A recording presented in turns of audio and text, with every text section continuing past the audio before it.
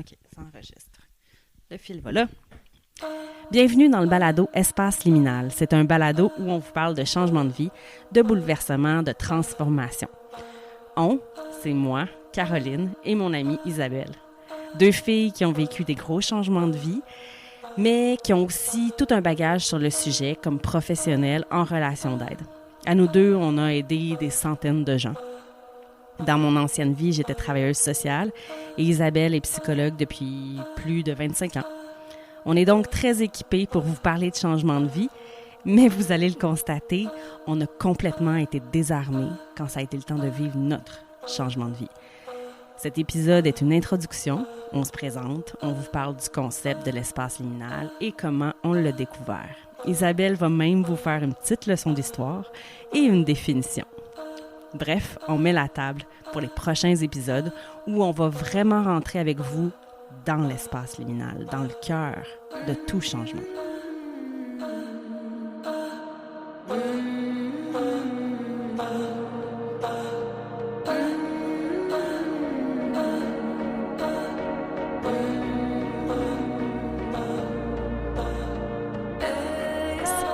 On se lance, Caro. C'est parti! Allô, Caro? Allô, Isa! Hey, c'est donc bien le fun! C'est donc bien intimidant aussi. Oui, c'est intimidant parce que ça fait longtemps qu'on en parle, qu'on veut faire ce podcast-là sur l'espace liminal. Oui, ça fait au moins 3 ans qu'on parle de ça. Ça fait plusieurs personnes qui nous demandent de définir notre espace liminal, de parler de ça. On a découvert ça, nous, alors qu'on voulait faire des changements dans nos vies ou que des changements qui nous ont été imposés. Je pense que de se lancer dans ce podcast-là, c'était justement de vivre un espace liminal. Oui. Parce que ça nous insécurisait. Puis là, ben, on y est. Oui, exactement. On va vous parler de ce concept-là en long et en large. C'est le premier épisode. Et puis, on va d'abord se présenter, dans le fond, hein? De qu'est-ce qui nous parle, là? C'est qui, eux autres, Isabelle et Caroline? Ben moi, c'est Isabelle. La voix suave et sensuelle. Oui, j'ai une petite fin de rhume, là, fait que peut-être ma voix va évoluer. Mais je suis Isabelle, psychologue, maman de 3 enfants.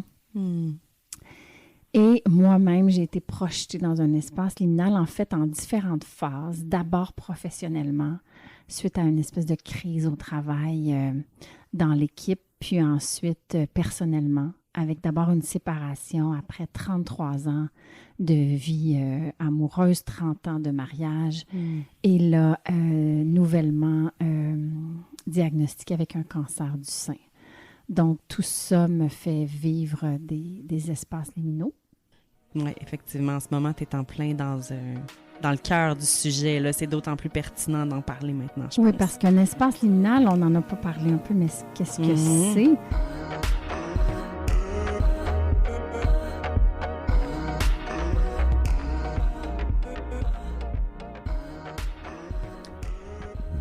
La racine du mot liminal vient du latin limen, qui signifie seuil.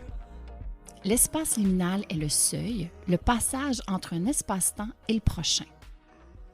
L'espace liminal peut être un lieu physique, comme un ascenseur, un corridor, une salle d'attente ou une gare, ou une situation personnelle, sociale ou politique, comme un deuil, la réception d'un diagnostic, un sevrage, un voyage, un déménagement, une perte d'emploi, une séparation, la parentalité, une réorientation de carrière, une pandémie, un désastre naturel, une guerre, ou une transition identitaire d'orientation sexuelle ou de genre, ou encore une quête spirituelle. Le terme est d'abord proposé par l'ethnologue français Arnold Val-Gennep au début des années 1900. L'anthropologue anglais et américain Victor Turner approfondit ensuite le concept. Il parle de l'espace liminal comme un betwixt and between.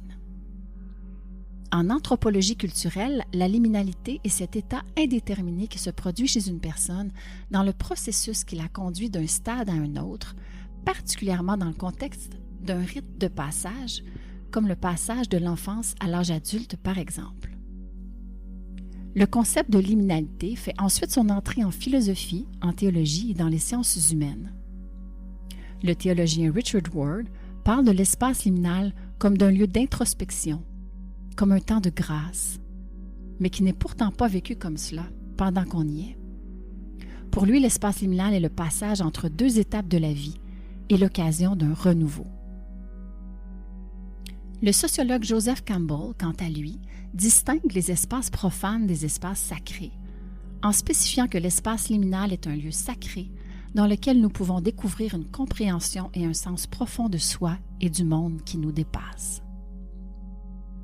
Plusieurs maîtres spirituels, comme saint François d'Assise ou Gandhi, ont tenté de passer leur vie en permanente liminalité, en périphérie de la culture dominante, dans une quête de liberté, de sagesse et d'amour universel. Pour les artistes, la liminalité est un espace créatif où se trouve le potentiel d'action, mais pas encore réalisé, qui peut générer une anxiété comme le syndrome de la page blanche, par exemple. En psychologie, le terme liminal est employé pour décrire les passages dans lesquels la personne se trouve entre deux états d'être dans différents moments de vie. Cet espace de transition et de transformation est accompagné de beaucoup d'ambiguïté, de remise en question et de comportements qui peuvent être irrationnels ou maladroits, comme dans la crise de l'adolescence ou de la quarantaine, par exemple. Certains expérimentent un espace de rêve liminal, dans lequel on n'est pas tout à fait éveillé, pas tout à fait endormi, un état de rêverie dans lequel on peut voir ou entendre des images et des sons imaginaires.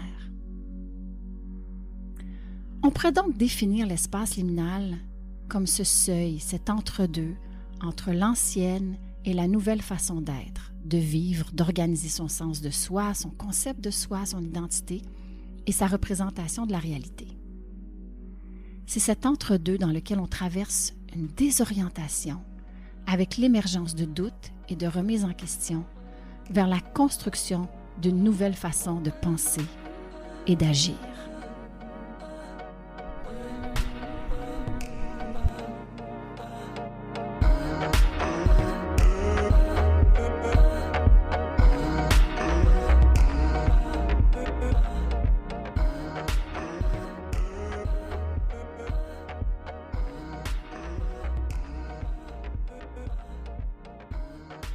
Puis toi, Caro, parle-nous de Oui, toi. bien c'est ça. Ben moi, je suis nouvellement autrice pour la télévision, scénariste.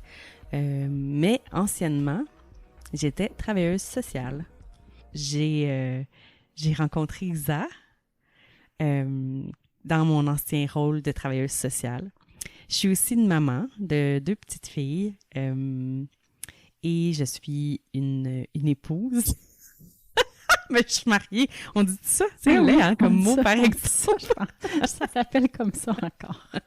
Non, mais c'est ça, je suis en couple. Mais dans un couple fragilisé, justement, à cause de tous les bouleversements, quand même. On est en redéfinition de plein d'affaires.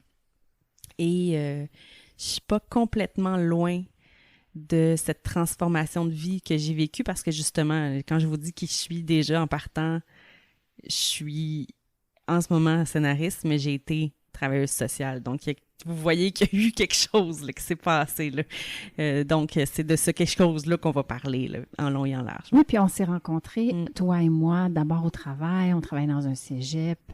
On faisait partie d'une équipe vraiment stimulante au travail. Puis cet événement-là où toi, dans le fond, tu as vécu une mise à pied. Puis moi, je suis restée après avec tous les chamboulements là, qu'il y a eu. C'était un contexte assez toxique où on a été accusé, toute l'équipe, là, de choses très injustes.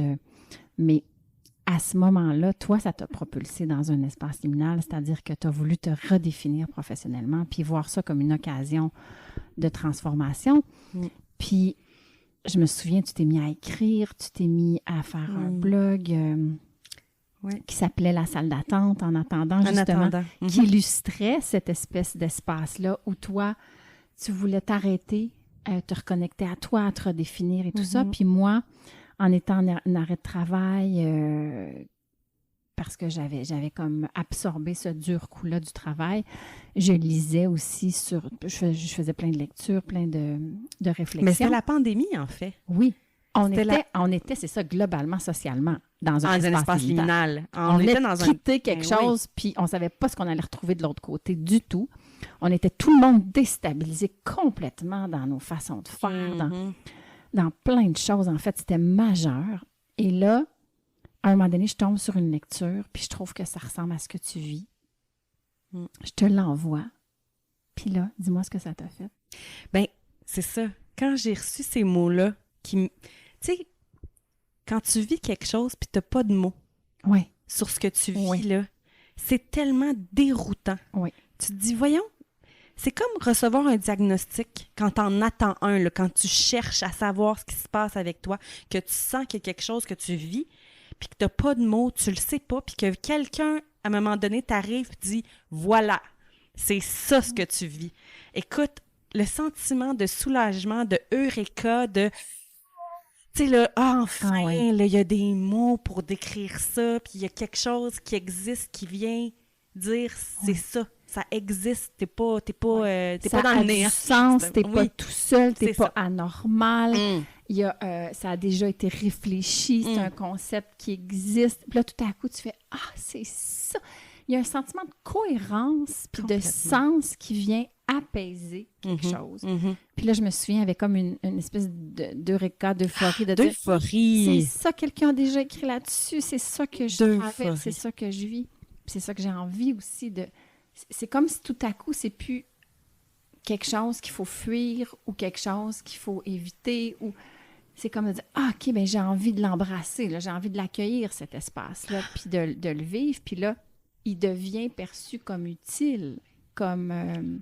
C'est un tremplin. Mais en fait, c'est ça, c'est que... Puis en fait, c'est ça, c'est qu'on a réalisé avec ce petit texte-là que il en pleuvait pas, là, des textes sur l'espace liminal. Effectivement. Puis, où est-ce qu'on en trouvait? C'était surtout, justement, d'un point de vue religieux. Oui. Puis t'es plus spirituel que moi. Tu sais, moi, je développe ça tranquillement, là. Mais quand, à ce moment-là, quand tu m'envoyais ça, moi, ma spiritualité, c'était inexistant ou presque, là, tu sais. Puis, c'était surtout de ce point de vue-là. Oui. Mais là, on cherchait l'équivalent de... Parce que les deux, on est travailleuse sociale, psychologue. Oui. On en parle-tu des bouleversements de vie avec des gens, des usagers, tu sais, puis des jeunes qu'on a rencontrés, puis on parlait de changement à tous les jours. Mais de cette façon-là, c'était comme tout à saisir, à comprendre, à verbaliser. Oui. C'est comme si on se dit, mais c'est une découverte tellement parlante.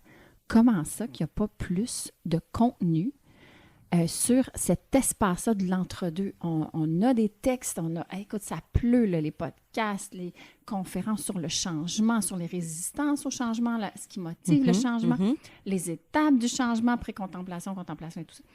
Mais sur cet espace-là, entre la déconstruction et le changement, en fait, où on reconstruit, on trouvait qu'il n'y avait rien. Puis là, on cherchait au niveau psychologique. On se disait, non, mais c'est trop précieux, c'est trop parlant. Il faut qu'on trouve, ou sinon, nous, on va le faire. Là. On va le faire. On va parler de notre espace, de nos espaces liminaux, de ceux de plein de gens autour qui vivent soit des crises d'adolescence, des crises de la quarantaine. Des deuils. Des deuils. Là, la pandémie devenait un espace liminal, comme grandiose. Où on se disait, il faut qu'on parle de ça. C'est trop important. Puis on trouvait trop peu de matériel. Fait qu'on s'est dit, il faut qu'on ouvre ça. Exact. Ben c'est ça, parce que je pense qu'il y a plein de gens qui mettent des mots, des images sur l'espace liminal de façon inconsciente, comme je le faisais avec mon blog en parlant de salle d'attente. Oui. Puis de parler de noirceur, de vide, d'avoir un sentiment de flou, de pas savoir, puis de pas savoir qui je suis. Tu sais, tout ça, c'est des termes qu'on va reparler. On va vraiment mettre des mots là-dessus parce que c'est justement ça, l'espace liminal. Il y a tous ces concepts-là qui reviennent. Puis on a pu définir chacun en fonction de ce qu'on a observé chez les gens qu'on a rencontrés et chez nous-mêmes. Oui. De voir comment nous, ça s'est inscrit, ces concepts-là, comment qu'on l'a vécu. Puis c'est là que l'idée du podcast est arrivée, de dire, parce qu'on en glissait des mots.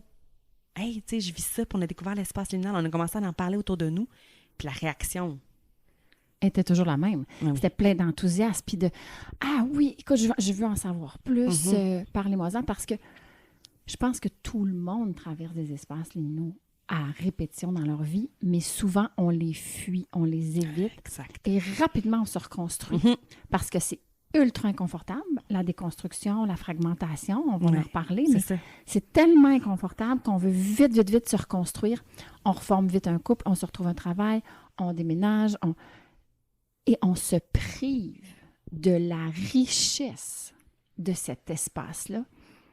Et là, notre invitation, en fait, ce qui fait qu'on va en parler, c'est de le décrire, d'offrir aux autres ce qu'on aurait eu besoin à ce moment-là, mais aussi d'inviter, de nous inviter, d'inviter tout le monde à est-ce qu'on peut rester un peu plus longtemps, tolérer l'inconfort de cet espace-là, profiter de cette richesse de l'espace liminal parce que on a besoin tout le temps de se sécuriser dans une identité, dans une vie, tout ça. Fait que rapidement, on se reconstruit. De contrôler. Mais on ne se reconstruira pas avec le même alignement sur notre essence profonde de qui on est.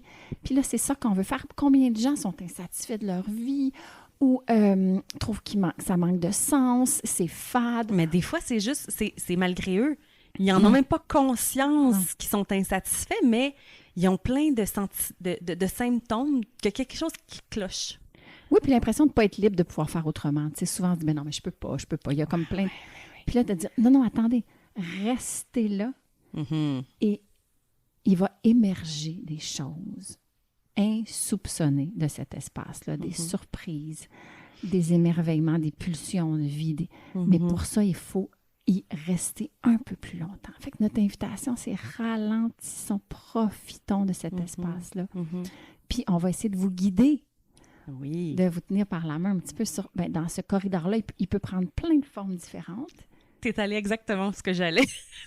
J'allais nommer l'image du corridor. OK. Justement, pour dire, pour ceux qui sont moins intellectuels, de comprendre ces concepts-là, dans le fond, là, c'est qu'il y a une porte qui se ferme. Oui, d'une pièce. D'une pièce, de quelque chose que vous avez vécu. Il y a une page qui se tourne. On va souvent utiliser aussi cette image-là, que ce soit dans une séparation, dans un deuil, peu importe. Il y a une porte qui vient de se fermer, puis là, vous êtes dans un corridor. Puis là, justement, comme tu le dis, plusieurs ont tendance à vite prendre la première porte pour aller dans une autre relation, dans un autre travail, de s'étourdir avec quelque chose, pour surtout pas connecter avec cette porte-là qui vient de se fermer dans notre vie. Oui. Justement, une mise à pied, comme je l'ai vécu. Oui, parce qu'elle est faite de deuil, de colère, d'incompréhension, d'impuissance. Des fois, on la choisit. Des fois, on choisit de claquer cette porte-là puis de dire « Hey, je tourne la page, c'est terminé le passé. Là. Tu sais, je m'en vais, je veux que ça change ma vie. » Mais il y en a pour qui on reçoit un diagnostic de cancer. Là. Tu ne l'as pas choisi. Non. Ça t'arrive, puis là, tu es dans le corridor. Puis qu'est-ce que tu fais? Est-ce que tu vas t'étourdir? Est-ce que est-ce que tu vas regarder qu'est-ce qui s'est passé dans ton passé pour changer les choses? Parce que si on prend une porte rapidement, ça se peut qu'on retourne dans du même. Oui. Que justement, il n'y a pas de changement. Que ça ne soit pas un choix vraiment libre et éclairé. C'est juste une recherche de sécurité rapide, puis fait qu'on prend la première option. Mais en prenant la première option, en disant oui, on dit non à plein d'autres. Puis des fois, en disant non à la première porte, on peut dire oui à quelque chose qui va être beaucoup plus justement aligné avec notre essence. La choisir.